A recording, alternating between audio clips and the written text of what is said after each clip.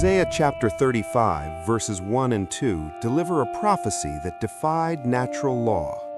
The wilderness and the solitary place shall be glad for them, and the desert shall rejoice and blossom as the rose. It shall blossom abundantly.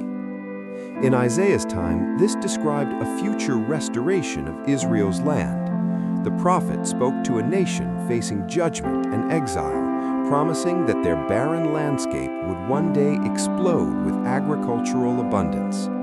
For 2,000 years after Rome's destruction of Jerusalem in 70 AD, the land remained exactly as Twain described it in 1867, desolate, treeless, barely capable of supporting even minimal agriculture. Agricultural experts examined the soil. They analyzed rainfall patterns. They concluded that large-scale farming in Israel's desert regions was impossible without water sources that didn't exist. But nobody expected what happened after 1948. Israel developed drip irrigation technology that revolutionized desert agriculture. They constructed desalination plants that now produce over 80% of the nation's domestic water supply, more desalinated water than any country on earth. They transformed the Negev desert, which comprises 60% of Israel's landmass, into productive farmland. The numbers tell a story that defies historical precedent. Israel now exports over $2 billion in agricultural products annually. A nation smaller than New Jersey feeds its population and ships produce to Europe. The desert literally blossoms. Satellite imagery confirms what seemed impossible, green covering brown where brown dominated for millennia. Yet this was only the beginning of the agricultural miracle. Israel leads the world in agricultural efficiency per drop of water used. Technologies developed in Israeli desert farms now feed populations in Africa, India, and South America. The rose Isaiah mentioned? Israel exports millions of flowers annually, grown in desert regions that once supported only scorpions and sparse brush. History records the transformation with precision. In 1948, Israel had 30,000 acres of irrigated land. By 2024, that number exceeded 460,000 acres. Forest coverage increased from 4.5% to over 8.5% of the land, a phenomenon virtually unique in modern history, as most nations lose forest coverage. Isaiah didn't describe drip irrigation or desalination technology. He described the outcome, deserts blooming abundantly. The evidence speaks louder than skepticism. But what nobody anticipated was how this agricultural miracle would connect to the second sign, a sign involving the impossible birth of a nation. Isaiah chapter 66, verse 8 poses a question that historians considered a rhetorical impossibility. Who hath heard such a thing? Who hath seen such things? Shall the earth be made to bring forth in one day, or shall a nation be born at once? For 27 centuries, scholars treated this as poetic hyperbole. Nations don't form instantly. They emerge through generations of territorial consolidation, cultural development, and gradual political recognition. The historical record contained no precedent for instantaneous nationhood until May 14, 1948. At precisely 4 p.m., David Ben-Gurion stood in the Tel Aviv Museum and read Israel's Declaration of Independence. Within minutes, the United States granted de facto recognition. Within hours, surrounding Arab nations declared war. Within one day, a nation that hadn't existed for 1,878 years appeared on maps, established governmental authority, and began functioning as a sovereign state. The precision staggers the analytical mind. Isaiah didn't predict a gradual restoration. He didn't describe a multi-decade process of territorial acquisition. He specified one day, and the historical record confirms what prophecy foretold: a nation born at once, exactly as described. But the significance extends beyond the calendar date. Every other exiled people group in history assimilated into host cultures within 3 to 5 generations. The Babylonians, Assyrians, Hittites, Philistines all disappeared into the populations that conquered them. Standard historical pattern, documented repeatedly. Yet the Jewish people maintained distinct identity for 1,878 years without a homeland. No central government coordinated this preservation. No geographic boundary protected their culture. No military force defended their continuity. They scattered across over 100 nations, spoke dozens of languages, lived under countless different legal systems, yet remained identifiably Jewish. Then, in 1948, the scattered fragments reassembled into national form within 24 hours. The United Nations Partition Plan of 1947 set the stage, but nobody expected the immediate declaration or the instant international recognition. Diplomatic processes typically require years of negotiation, gradual legitimacy, incremental acceptance. Israel bypassed the entire timeline. Not hypothesis, but historical fact. A nation born in one day, exactly as Isaiah described. The documentation exists in UN records, newspaper archives, governmental files across multiple countries. May 14, 1948, stands as the only instance in recorded history of instantaneous nationhood. But Isaiah's second sign raised an immediate question. How would a nation born in one day populate itself?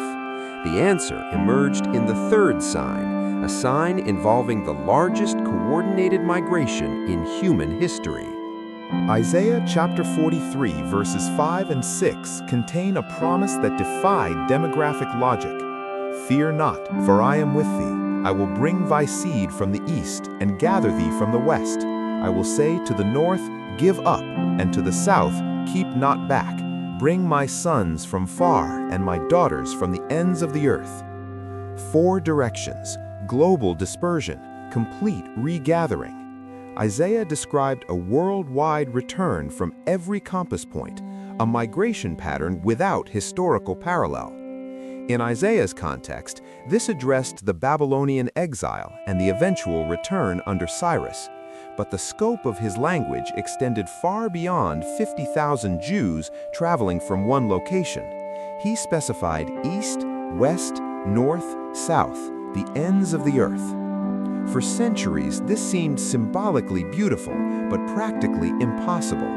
Then the 20th century rewrote demographic history. Since 1948, over 3.2 million Jews have immigrated to Israel from more than 120 countries. Operation Magic Carpet airlifted 49,000 Yemenite Jews between 1949 and 1950. Operation Moses and Operation Solomon brought Ethiopian Jews from Africa. Operation Ezra and Nehemiah transported 130,000 Iraqi Jews. Jews returned from the former Soviet Union by the hundreds of thousands after 1989. The statistics document what prophecy predicted. From the east, China, India, Iraq, Iran, Yemen. From the west, United States, Canada, South America, Europe. From the north, Russia, Poland, Germany, Scandinavia. From the south, South Africa, Ethiopia, Australia, Argentina. Every continent, every direction, simultaneously. But what nobody expected was the diversity of the return. Jews who'd lived in African villages for generations arrived alongside Jews from Manhattan high-rises. Desert-dwelling Yemenites immigrated with European academics. They spoke different languages, practiced different customs, wore different clothing, yet all identified as Jewish and returned to the same ancestral land. Migration scholars note the unprecedented nature of this pattern. Typical immigration flows move from unstable regions to stable ones, from poverty to prosperity. Yet Jews immigrated to Israel from wealthy Western nations during times of peace. They left comfortable lives in America and Europe to settle in a conflict zone with limited resources. The pull wasn't economic, it wasn't political asylum. Something deeper drove the largest coordinated migration in modern history, exactly from the directions Isaiah specified 2,700 years earlier. Israel's population grew from 806,000 in 1948 to over 9.7 million today. The desert nation Isaiah saw blooming required people to cultivate it, and they came from the ends of the earth, precisely as foretold. Yet while these physical signs unfolded with measurable precision, Isaiah identified something darker emerging simultaneously, a moral inversion that would mark the end times with disturbing clarity. Isaiah chapter 5 verse 20 delivers one of prophecy's most sobering warnings. Woe unto them that call evil good and good evil, that put darkness for light and light for darkness, that put bitter for sweet and sweet for bitter. In Isaiah's era, this indicted a society that had abandoned objective moral standards. The prophet addressed a culture redefining righteousness to accommodate corruption, calling destructive behaviors beneficial while condemning protective boundaries as oppressive. The pattern seemed confined to ancient civilizations lacking moral clarity, but something shifted dramatically in Western culture during the late 20th and early 21st centuries. Institutions that once defended traditional moral frameworks began inverting their positions. Behaviors historically classified as socially destructive became celebrated as progress. Protective moral boundaries became labeled as bigotry. The very vocabulary reversed. What one generation called vice, the next generation mandated as virtue. The evidence manifests across multiple cultural sectors. Educational systems that once taught character development now avoid moral instruction entirely, claiming neutrality while actively promoting relativism. Legal frameworks that protected life increasingly legitimize its termination. Entertainment industries that once operated under decency standards now mock those standards as repressive. But the inversion extends beyond individual moral questions. Western societies increasingly criminalize speech that affirms traditional moral positions while protecting speech that attacks them. The term tolerance inverted its meaning. Once signifying respectful disagreement, it now demands celebration of positions one opposes. Diversity once meant including different viewpoints. Now it means excluding dissenting voices.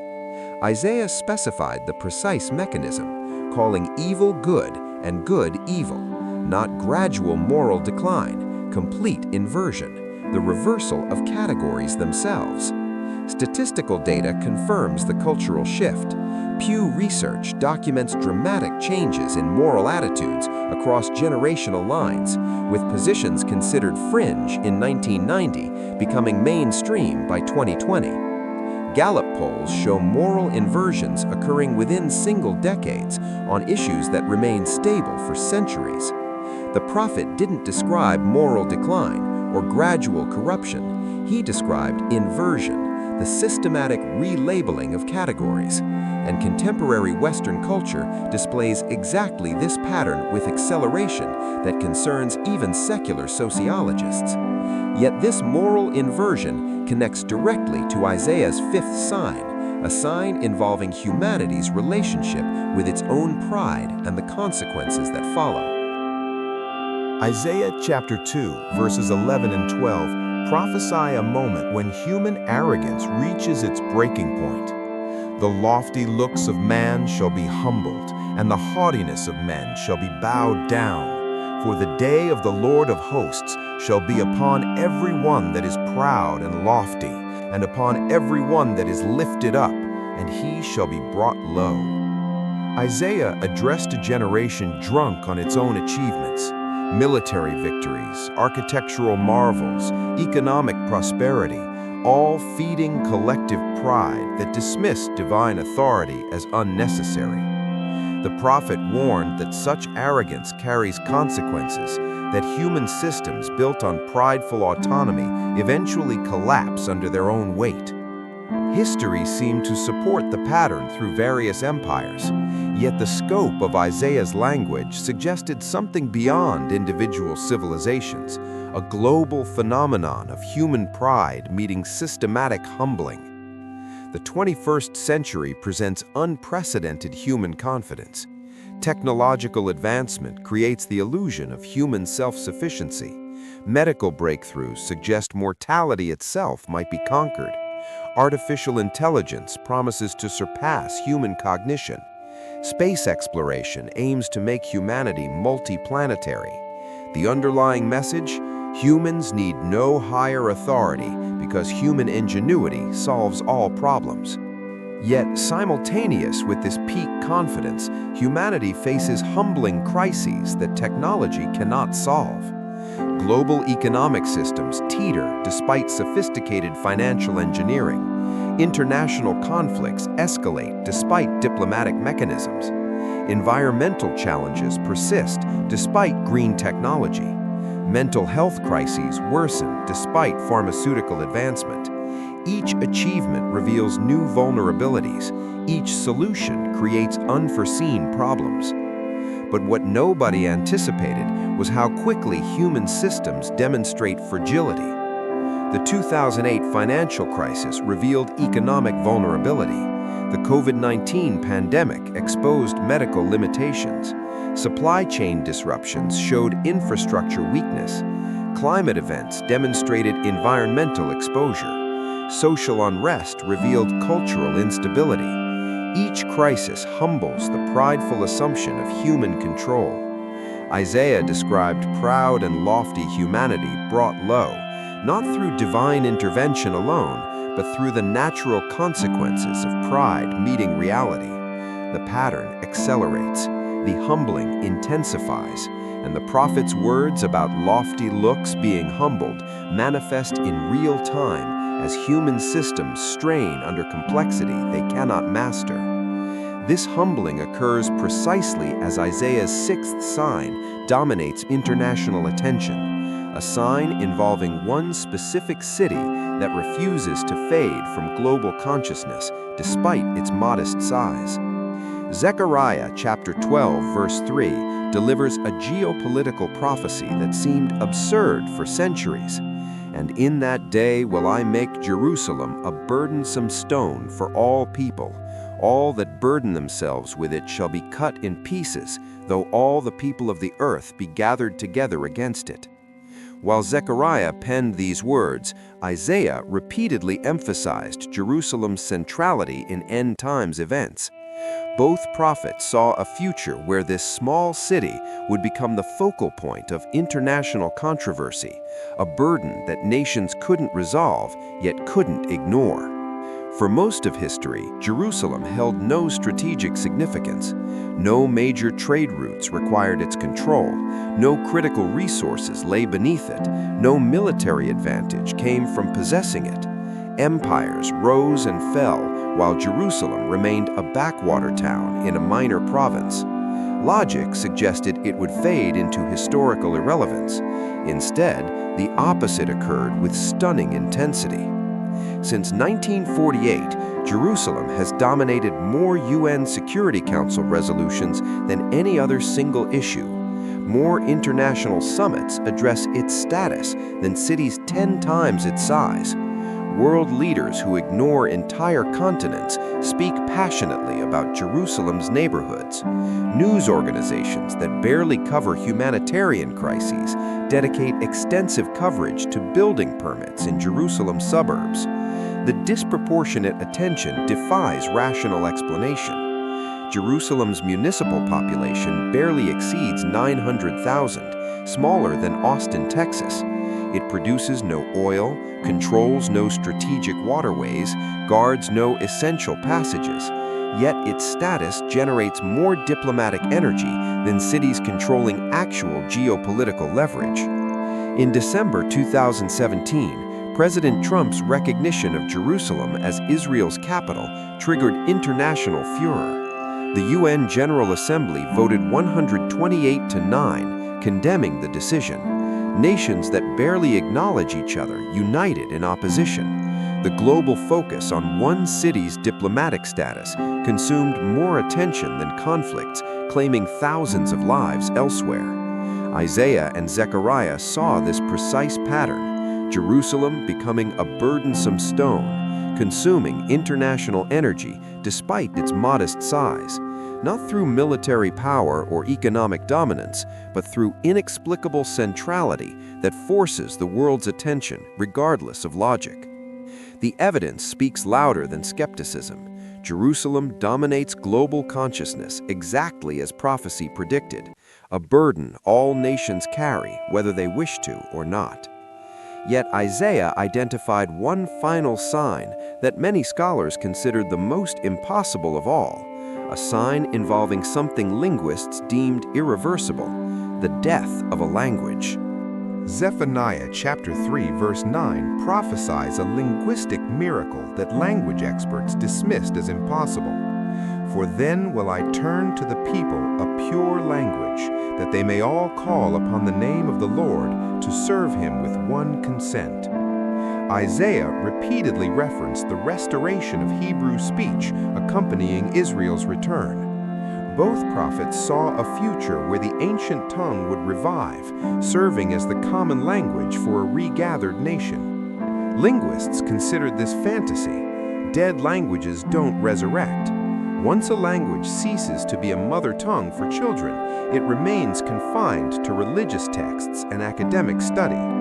Latin died and never returned as a living language despite the Catholic Church's preservation efforts. Ancient Egyptian vanished permanently. Sumerian, Akkadian, Sanskrit as a spoken language, all extinct beyond recovery. The linguistic rule seemed absolute. Language death is irreversible. Hebrew ceased being a spoken mother tongue around 200 AD. For 1,700 years, Jews maintained it for prayer and religious study, but children didn't learn it as their first language. It existed frozen in time, a liturgical fossil. Then Eliezer ben Yehuda attempted the impossible. In the late 1800s, ben Yehuda began speaking only Hebrew to his son, making him the first native Hebrew speaker in 17 centuries. Critics called it fanaticism. Linguists predicted failure. The language lacked words for modern concepts, electricity, telephone, automobile, democracy. But something unprecedented occurred after 1948. Hebrew became Israel's official language. Schools taught it to immigrant children from 120 countries. Within 2 generations, a dead language became the native tongue of millions. By 2024, over 9 million people speak Hebrew as their primary language. More Hebrew speakers exist today than at any point in ancient history. The linguistic community has no parallel example. No other dead language ever resurrected as a living mother tongue. The statistical improbability staggers language researchers. Isaiah didn't explain the mechanism of linguistic revival. He simply stated it would occur, a pure language restored to a regathered people. Prophecy isn't proving God right, it's God proving His word through events that defy natural patterns and human manipulation. 7 signs, 7 impossibilities, 7 prophecies from a prophet who died 2,700 years before their fulfillment. And every sign manifests in our generation with precision that demands explanation beyond coincidence.